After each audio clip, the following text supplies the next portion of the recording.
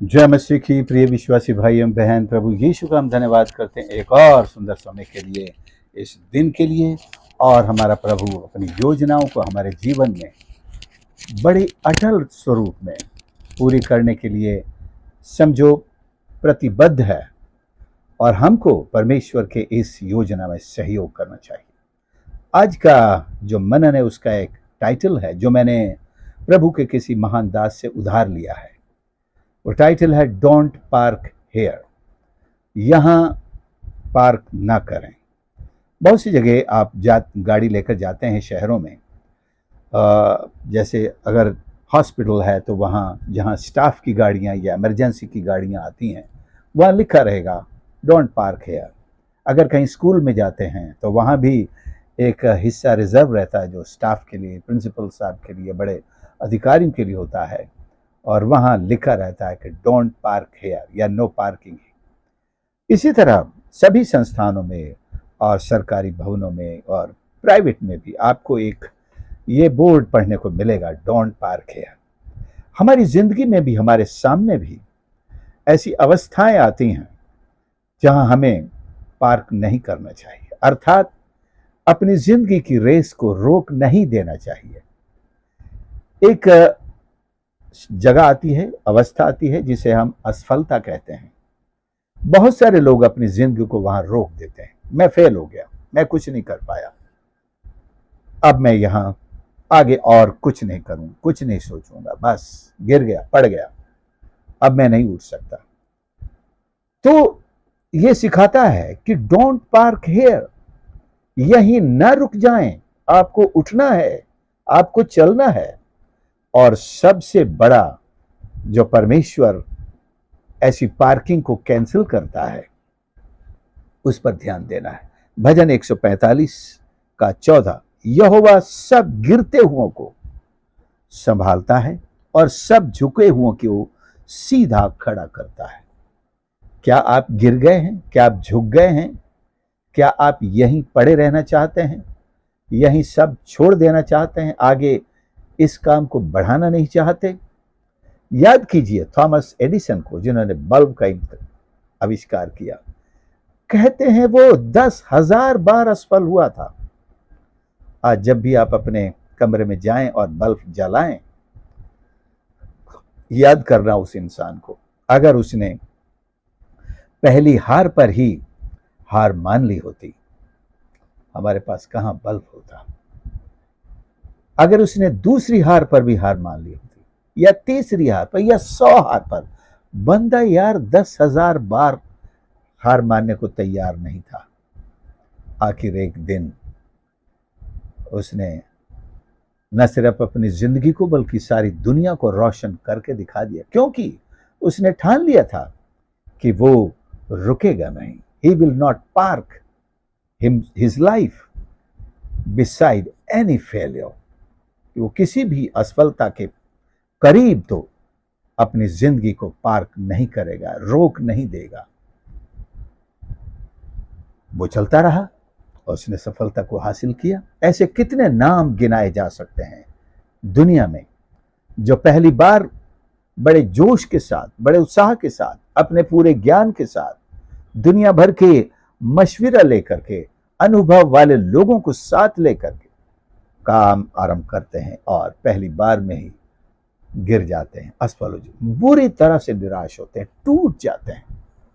कई लोग वहीं पड़े रहते हैं, कई लोग वहां से उठते हैं, दोबारा खड़े होते हैं और परमेश्वर संभाल लेता है। लेकिन ये याद रखें कि हमने अपना हाथ किसके हाथ में दिया है। अगर अपने हाथ में है तो शायद हम और ज्यादा निराश होंगे, लेकिन जब हम अपना हाथ परमेश्वर के हाथ में दे देते हैं तो उसका वादा है वह गिरते हुओं को संभाल लेगा। इंग्लिश में बहुत सुंदर है फेल्योर, हिंदी भी सुंदर है, लेकिन वहां फेल्योर शब्द है। भजन 145 उसका 14। Give me a minute please to open my English Bible. 145 verse 14. The Lord upholdeth all that fall and raiseth up all those that be bowed down. एक वर्जन में फेल्योर शब्द भी है, सारे वर्जन में यहां पढ़ नहीं सकता, इंग्लिश के एक संस्करण में फेल्योर भी है। वो जो फेल हो जाते हैं उनको संभालता है। क्या आप गिर गए हैं? एक संस्करण ये है, जो गिर जाता है उसको उठाता है। दूसरा, क्या आप फेल हो गए हैं, असफल हो गए हैं? परमेश्वर आपको भी उठाता है। क्या आप झुक गए हैं? Are you bowed down? परमेश्वर झुके हुए को भी उठाता है। आप ये याद रखें कि आपका उठाने वाला कोई मनुष्य नहीं, कोई फाइनेंस करने वाली संस्था नहीं, कोई सलाह देने वाला कानूनी सलाहकार नहीं, इस गॉड हिमसेल्फ, स्वयं परमेश्वर है। एक दूसरी पार्क करने की जगह है सफलता, जहां लोग बस एक सफलता मिल गई, अब हम जिंदगी भर के लिए यहीं ठहर गए। वहां से भी गाड़ी, तरक्की की गाड़ी आगे नहीं बढ़ती है। We must not park beside our success. पौलुस क्या कहता है? ये नहीं कि मैं पा चुका हूं, पर एक काम करता हूं कि मैं निशाने की ओर दौड़ा चला जाता हूं। The man does not park beside his success, he continues running. वो दौड़ता जाता है। एक निशान उसके लिए परमेश्वर ने तय किया है। जब तक उस निशान तक नहीं पहुंचेगा, मसीह के स्वरूप और समानता में पूरी तरह जाकर वो एक नहीं हो जाएगा, वो दौड़ता रहेगा। सो हमारी सफलता हमारा खूंटा नहीं है कि हम जिससे बंध जाएं और जीवन भर उसी के चारों ओर घूमते रहें। बहुत सारे ऐसे लोग हैं जिन्होंने जीवन में जब एक बार सफलता मिली, वहीं अपना खूंटा गाड़ दिया। सब बैल को एक खूंटे पर बांध दिया जाता है, बस उसी के चारों ओर वो घूमता रहता है। तो कोल्हू का बैल भी कोल्हू के चारों ओर घूमता रहता है। तो हमारी सफलता हमारे लिए एक पार्किंग का प्लेस ना बने। बस इससे आगे हमें नहीं जाना है। No my friends, our mark is still far far away and we must keep running, progressing, developing ourselves and the work that we have been given। जो कुछ हमें करने के लिए दिया गया वो भी हम करते चले, पूरा करें और निशाने की ओर दौड़ते रहें। बड़े बड़े उद्योगपति हमारे देश में भी हैं। अगर वे केवल इतना ही सोचते, बस अपने परिवार का गुजारा तो हम कर लेते हैं, पर आगे क्यों बढ़े? टाटा, बिरला, अंबानी, ये लोग सोच सकते थे बस अपनी दाल रोटी तो बन रही है, लेकिन आज उन्होंने सारी दुनिया में अपने प्रोडक्ट्स, अपनी मैन्युफैक्चरिंग, अपनी सेवाएं हर कोने में पहुंचा दिए। न सिर्फ देश में बल्कि विदेशों में उनके प्रोडक्ट्स हाथों हाथ विश्वास के साथ खरीदे जाते हैं, इस्तेमाल किए जाते हैं, पूरे विश्वास के साथ इस्तेमाल किए जाते हैं। तो हम कहां पर रुकें, कहां पार्क करें? We are given no parking until we reach the presence of God। एक सेवक के रूप में भी मैं कहना चाहता हूं, हमारे भी ठहरने की कोई स्थान नहीं। एक सेवक की जिंदगी में कोई रिटायरमेंट नहीं हो, कोई विश्राम करने की अवस्था नहीं होती है। हाँ, हम थक जाते हैं, हम शरीर में बुजुर्ग भी हो जाते हैं, कमजोर भी हो जाते हैं। हमसे बहुत सारे काम जो जवानी में कर लेते थे नहीं हो पाते हैं। लेकिन ये सारी बातें ये नहीं सिखाती हैं कि हम बस यहीं अपने पलंग को पर पार्क कर लें, पड़ जाएं, अब हमसे कुछ नहीं होता, आप करते रहो। भजन 92 क्या कहता है? वे पुराने होने पर भी लहलहाते रहेंगे। परमेश्वर के लोगों के लिए है, विश्वासियों के लिए है, बुजुर्गों के लिए, प्राचीनों के लिए। वो अपनी बुजुर्गी अवस्था में भी फलदार बने रहते हैं। उनके जीवन से मसीहत के फल प्रभु को महिमा देते रहते हैं। So where is our parking?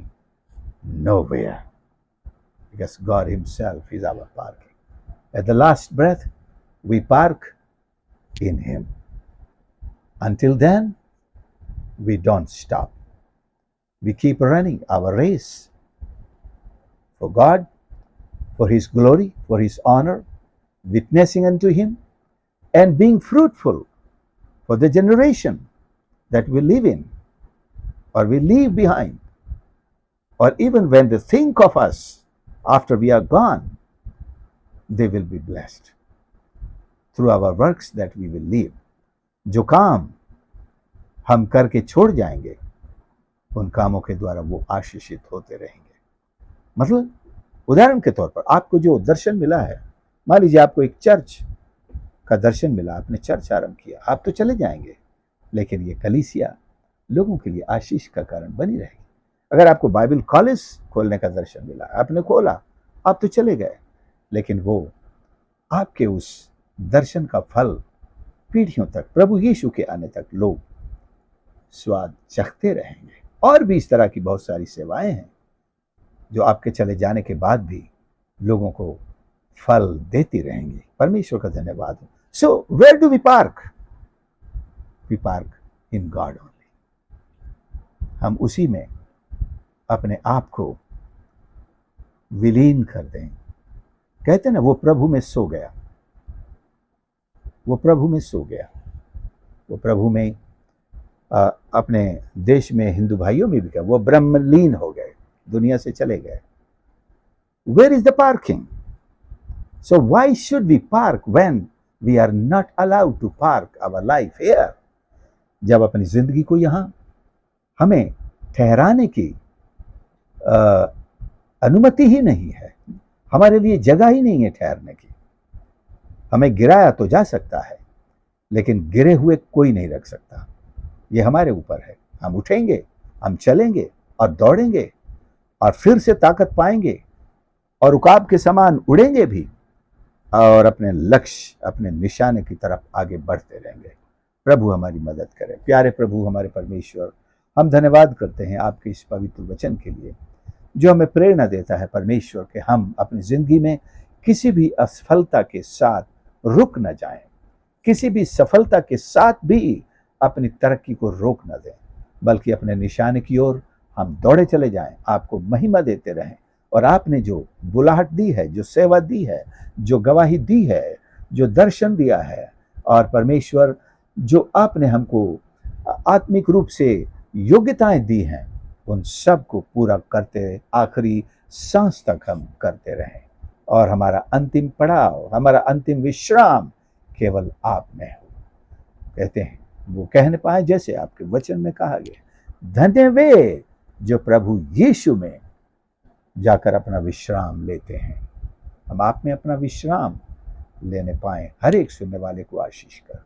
धन्यवाद के साथ प्रार्थना हमारे ही उद्धारकर्ता प्रभु यीशु के नाम से मांगते हैं, आमीन।